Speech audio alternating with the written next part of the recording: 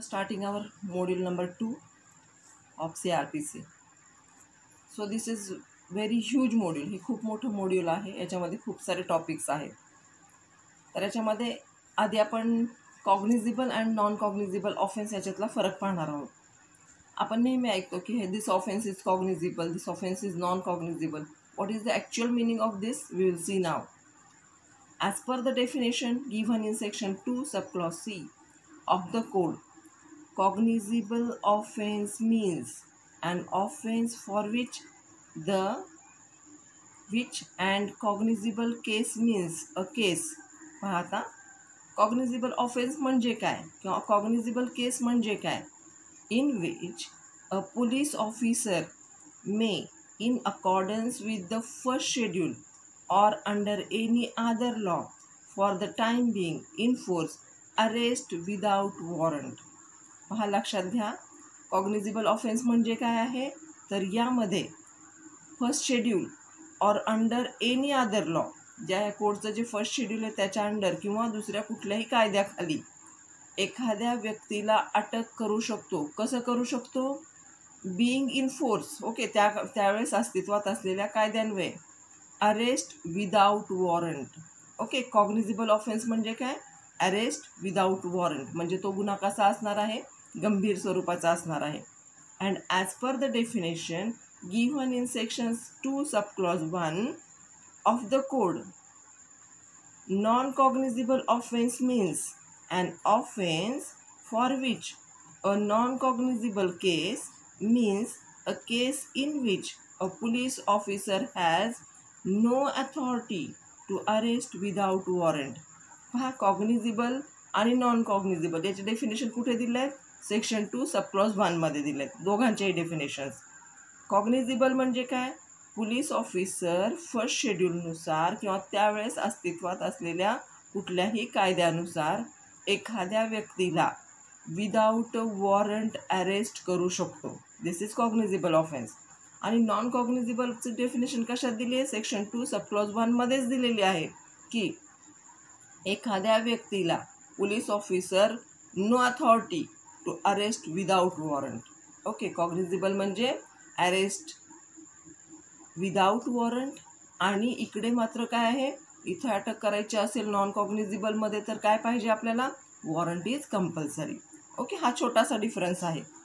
The code has not given any guidance to determine whether a particular offence belongs to one category or another. कोडमध्ये कुठेही उल्लेख केला गेलेला नाही की हा ऑफेन्स हा कॉग्निजिबल आहे, हा ऑफेन्स हा नॉन कॉग्निजिबल आहे. It all depends whether it is shown as cognizable or non-cognizable. एखाद्या गुन्ह्याचं गांभीर्य पाहून, एखाद्या गुन्ह्याचे कॉन्सिक्वेन्सेस पाहून त्या ठिकाणी तो कॉग्निजिबल आहे की नॉन कॉग्निजिबल आहे हे ठरवलं जातं in first schedule of code. जे फर्स्ट शेड्यूल आहे कोडचं, आपल्या कायद्याचं, CRPCचं, त्या कोडमध्ये असं सांगितलं नाही की चोरी हा गुन्हा नॉन कॉग्निजिबल आहे, मर्डर हा गुन्हा कॉग्निजिबल आहे, असं कुठंही दिलेलं नाही. पण as per the circumstances, as per the first schedule इथं काय ठरवलं जातं? त्या गुन्ह्याच्या स्वरूपावरून तो गुन्हा किती गंभीर आहे किंवा किती रेअर आहे हे ठरवलं जातं. Okay, the schedule refers to all the offences under the Indian penal code and puts them in two. शेड्यूलमध्ये काय रेफर केलं आहे? इंडियन पिनल कोडमध्ये जे जे गुन्हे सांगितलेले आहेत ते तिथं हे केले आहेत. And puts them in to cognizable and non cognizable categories.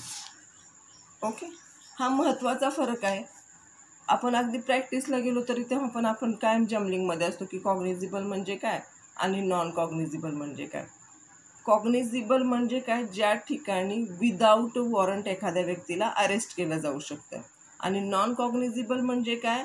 की वॉरंटशिवाय तुम्ही त्या व्यक्तीला हात लावू शकत नाही.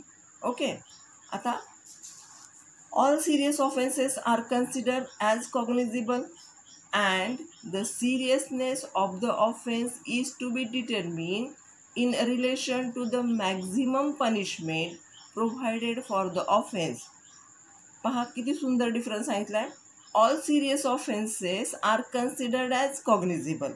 Serious offense cognizable is to be determined in relation to maximum punishment. Underline करा, मॅक्झिमम पनिशमेंट, सिरियसनेस आणि कॉग्निझिबल ऑफेन्स. पहा, सिरियसनेसनुसार एखादा ऑफेन्स हा कॉग्निझिबल आहे किंवा नाही ते कळतं. आता हे सिरियसनेस कशावरून ठरवणार आहोत? Depends upon the maximum punishment for that offence. Okay, so besides the seriousness also depends upon the following other factors. एवढ्यावरच ठरवलं जात नाही की गुन्हा कॉग्निझिबल आहे किंवा नाही. सो त्याचे खाली काही फॅक्टर दिलेले आहेत, पहा आपण हे पाहूया. What is the impact of such offence under general public, upon general public. हा जो गुन्हा घडलेला आहे त्याचा इम्पॅक्ट किती होतोय जनरल पब्लिकवर, त्याचा किती परिणाम होतोय जनरल पब्लिकवर.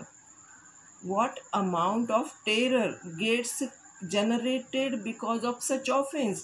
एखादा गुन्हा घडला त्याच्यामुळे किती टेरर घडतंय, म्हणजे किती भीती निर्माण होते समाजात, त्याच्यावरून सुद्धा कॉग्निझेबल ठरवलं जातं. वेदर सच ऑफेन्स अफेक्ट्स जनरल ॲडमिनिस्ट्रेशन. जो कारभार आहे काय त्या गावचा जो ॲडमिनिस्ट्रेशन आहे त्याच्यावर काही परिणाम होतोय का या ऑफेन्सचा. Then whether it affects markets and economy of the country. एखादा गुन्हा घडला आहे आणि त्याच्यावरून एखाद्या देशाचा किंवा इकॉनॉमीवर काही परिणाम झालेला आहे का, मार्केटवर काही परिणाम झालेला आहे का, या सगळ्याचा अभ्यास करून मग कॉग्निझिबल आहे हे ठरवलं जातं. Then whether it create public nuisance. पब्लिकमध्ये गोंगाट निर्माण झाला आहे का, गोंधळ निर्माण झाला आहे का. Or it causes great inconvenience to the public generally. लोकांना इनकन्व्हिनियन्स झालेला आहे याच्यातून. एखादा मर्डर झालेला आहे, एखादा मर्डरर सुटलेला आहे. फॉर एक्झाम्पल रामन राघव सारखा मर्डर होता जो मर्डर करायचा रात्रीचा फिरून लोकांचा, किंवा जक्कल सुतार ते 4 जण होते, त्यांनी टेरर केलं होतं सगळं पुण्याभर. तुम्हाला माहीत असेल ते 4 टोळी होती आणि ते मर्डर करायचे कॉलेजियन्स. सो इथे आपण हे पाहतो की किती कॉग्निझिबल आहे. Whether it is against the social values of or morality. Morality खराब होते का त्याच्यामुळं, किंवा सोशल व्हॅल्यूजला धक्का पोहोचतोय का. Whether it affects the general safety of public. लोकांच्या सेफ्टीला धक्का पोहोचतोय का याच्यामुळं. It is to be noted here that such offences under the other laws than the Indian penal code which are punishable with imprisonment for 3 years or more. Underline करा याला. It is to be noted, इथं लक्षात घ्यायचं आहे आपल्याला की कुठल्याही कायद्यान्वये किंवा इंडियन पिनल कोडनुसार एखाद्या गुन्ह्याला 3 years or more पेक्षा शिक्षा मिळते आहे का. Have been shown in first schedule as the cognizable offence. ज्या गुन्ह्याला 3 वर्ष किंवा त्याच्यापेक्षा अधिक शिक्षा मिळते त्या गुन्ह्याला काय ठरवलं गेलेलं आहे, cognizable offence. And those punishable with less than 3 years have been shown as non cognizable offence. असा डिफरन्स केलेला आहे फर्स्ट शेड्यूलमध्ये. ओके, काय आहे, ज्या गुन्ह्याला 3 वर्ष किंवा त्याच्यापेक्षा अधिक शिक्षा आहे तो गुन्हा कसा आहे, कॉग्निझिबल. आणि 3 वर्षापेक्षा कमी शिक्षा आहे तर तो गुन्हा कसा आहे, non cognizable. In case of cognizable offence of a police In case of cognizable offense, a police officer can arrest the accused person even without any warrant being issued by a magistrate. Underline करा, warrant कोण issue करतं, magistrate issue करतो. So इथं काय करतो हा police officer, काय करू शकतो, एखाद्या वेळेस अशा माणसाला तसाच मॅजिस्ट्रेटच्या वॉरंटशिवाय तो अरेस्ट करू शकतो. Besides police can also start investigation of the case even without any direction or orders being passed by the magistrate. पहा, कॉग्निझिबल ऑफेन्स म्हणजे गंभीर गुन्हा आहे. या ठिकाणी मॅजिस्ट्रेटच्या ऑर्डरची वाट न पाहता पोलीस ऑफिसर इन्व्हेस्टिगेशन सुरू करू शकतात. It is so because the offender might escape by the time. पहा, कधी कधी असं होतं की एखादा स्मगलर आहे आणि तो येऊन एखाद्या याच्यामध्ये थांबलेला आहे, किंवा तो देशद्रोही तो थांबलेला आहे एखाद्या हॉटेलमध्ये वगैरे, पोलिसांना खबर लागते. मग जर मॅजिस्ट्रेटची परवानगी घेत बसतील तर त्यावेळेस काय होईल, तो एस्केप होऊन जाईल, तो पळून जाईल.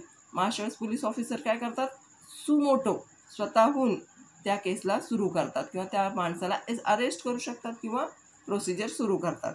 Okay, escape by the time the police obtain the warrant of arrest. Police obtain करायला वॉरंट ऑफ अरेस्ट आणायला गेला आणि तोपर्यंत आरोपी पळून गेला.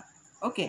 In case of non cognizable offence generally the police will not interfere into the matter without any order from magistrate. पहा, commonly साधा गुन्हा आहे, 3 वर्षापेक्षा कमी शिक्षा आहे, तर पोलीस ऑफिसर जास्त इंटरफिअर करत नाही. तिथं जाऊन मॅजिस्ट्रेटची परवानगी घेतात, वॉरंट काढतात आणि मग अरेस्ट करतात. Okay. Thus non cognizable offence are less serious. Underline करा. नॉन कॉग्निझेबल ऑफेन्स हे कसे आहेत? लेस सिरियस इन नेचर आहेत.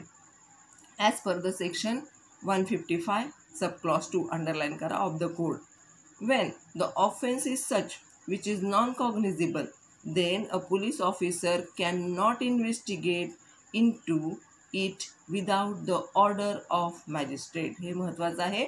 नॉन कॉग्निझेबल ऑफेन्स असेल तर मॅजिस्ट्रेटच्या परवानगीशिवाय इन्व्हेस्टिगेशन सुरू केलं जात नाही. Okay. Sometimes a single case may include several offences. कधी कधी काय असतं की एकच केस दिसते पण खूप गुन्हे असतात त्याच्यामध्ये. So when all the offences are non cognizable then it is a non cognizable case. Okay. सगळेच गुन्हे छोटे छोटे छोटे तर ते काय होईल? नॉन कॉग्निझेबल होईल. However if at least one or more of such several offences is cognizable then it would be cognizable case. पहा आता काय सांगितलेलं आहे? खूप गुन्ह्यांची रांग आहे, लिंक आहे, भरपूर गुन्हे आहेत, पण सगळेच कसे आहेत? लेस आहेत. तर अशा वेळेस काय केलं जाईल? त्याला नॉन कॉग्निझेबल म्हटलं जाईल. पण या सगळ्या सिरीजमध्ये जर सगळेच गुन्हे हे कॉग्निझेबल असतील, if at least one or more of such several offences is cognizable then it would be a cognizable case. एखादा जरी गुन्हा गंभीर असेल मग छोटे गुन्ह्यांचा विचार न करता त्याला कॉग्निझेबल ठरवलं जातं. In case of cognizable offense, it appears to be the responsibility of the state. Cognizable offense मध्ये रिस्पॉन्सिबिलिटी कुणाची असते? स्टेटची असते. Through the police. पोलिसांकडून ती परवानगी, पोलीस ते केस हँडल करतात. To bring the offender to justice. एखादा मर्डर आहे, एखादा रेपिस्ट आहे, हे सिरियस स्वरूपाचे गुन्हे आहेत. अशा वेळेस स्टेट जबाबदारी घेतं आणि पोलिसांतर्फे त्या व्यक्तीला कुठं आणलं जातं? टू द जस्टिस, न्यायालयात आणलं जातं. Subject to few exceptions, the non-cognizable offense are generally considered more in the nature of private wrongs and therefore the collection of evidence and prosecution of the offender are left to the efforts and initiate the private citizen to whom damage or injury have caused. Less offenses असतात त्याच्यामध्ये पहा ना, छोटे छोटे गुन्हे असतात त्याच्यामध्ये काय होतं? पोलीस ऑफिसर जास्त हे न करता पुरावे कुणाला सादर करावे लागतात? तर जी पार्टी आहे तिलाच सादर करावे लागतात. इकडे मात्र मोठ्या गुन्ह्यांमध्ये पुरावे कोण सादर करतं? स्टेट सादर करतं किंवा पोलीस सादर करतो. Okay. So here whom damage or injury have caused because of such a non-cognizable offense. Nevertheless, if a judicial magistrate considered it desirable that any non-cognizable case should be investigated into by the police, then he can order the police to do so. जे साधे गुन्हे असतात त्याच्यामध्ये पार्टीचं स्वतःचे evidences सादर करतात. जर एखादा रेअर केस असेल तर मॅजिस्ट्रेट सांगतो की याच्यामध्ये पोलिसांनी काय करायचं आहे? हस्तक्षेप करायचा आहे. आता फर्स्ट शेड्यूल काय आहे CRPCचं? त्याच्यामध्ये लिस्ट दिलेली आहे. पहा, to the CRPC gives list of cognizable offence. For instance काय दिलं आहे? Below mentions are some of the cognizable offence. खाली मी कॉग्निझेबल ऑफेन्सेसची लिस्ट दिलेली आहे. ओके. ज्याच्यामध्ये कॉग्निझेबल ऑफेन्सेस कुठले आहेत ते सांगितलेले आहे. हे तुम्ही करायचं आहे. फॉर एक्झाम्पल पहा, सेक्शन 160 मध्ये दिलेलं आहे कमिटिंग अफ्रे. ओके. त्याची इम्प्रिझनमेंट फॉर 1 month और फाईन ऑफ ₹100. ओके. हे नॉन कॉग्निझेबल ऑफेन्सेस आहेत. आणि इकडे जे दिलेले आहेत ते दुसऱ्या पानावर ते दिलेले आहेत कॉग्निझेबल ऑफेन्स. नॉन कॉग्निझेबल ऑफेन्स म्हणजे काय? Which have less punishment. 3 वर्षापेक्षा कमी पनिशमेंट आहेत, साध्या स्वरूपाचे आहेत. आणि कॉग्निझेबल आणि नॉन कॉग्निझेबल कशावरून ठरवतो आपण? तर आपण ठरवतो त्याच्या पनिशमेंटच्या स्वरूपावरून. ओके. तर हे आहे आपलं कॉग्निझेबल आणि नॉन कॉग्निझेबल ऑफेन्स.